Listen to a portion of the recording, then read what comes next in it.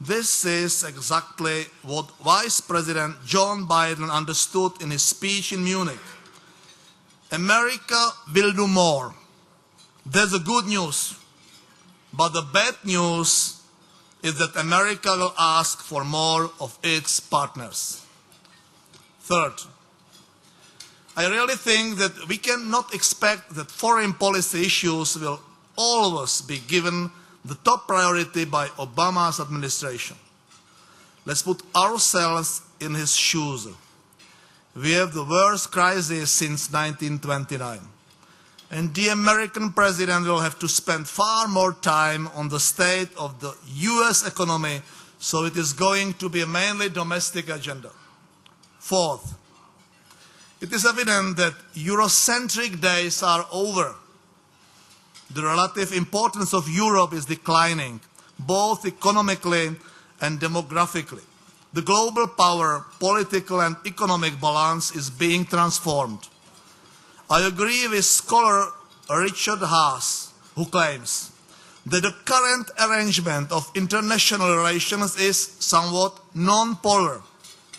This development is underlined by estimates showing that by the year 2050, the US and Europe will only make up 7% of the global population. This is certainly reflected in economic power and in the ability of the West to influence world affairs. Fifth, I would like to mention the challenges that NATO is currently facing. This organization has always been regarded a pillar of transatlantic cooperation.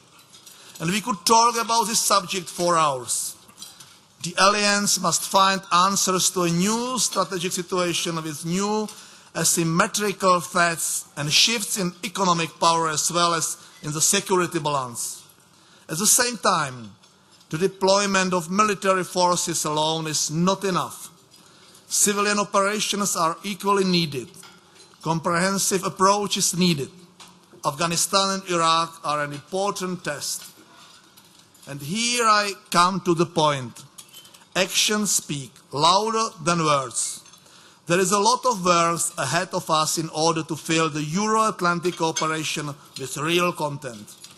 I do not believe that the right response to the American call for a more proactive attitude on the part of the European Union is excessive and indeed unrealistic ambition to build its own independent defense system. But don't get me wrong, I am very much aware of the strategic need of Europe assuming responsibility for its own security and defense. Perhaps, over a period of time, effective structures will be built that will help Europe to overcome its current inability, to find agreement and promote its common interests. The biggest mistake would be to miss the window of opportunity opened by the new administration, and instead of choosing a down-to-earth approach, we would fall victim to our over-ambitious objectives. Throughout the 20th century, the Euro-Atlantic relationship formed the backbone of both the European and the global security and prosperity, and even the new world order cannot do without it. At the same time, it is essential that America and Europe bring not only common values to this relationship, but also combine their specific abilities. Henry Kissinger once stated, America needs to learn to discipline itself into a strategy of gradualism that seeks greatness in the accumulation of the attainable.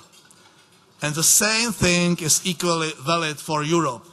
Let each of us do what we know the best in this common enterprise. Thank you very much for your attention.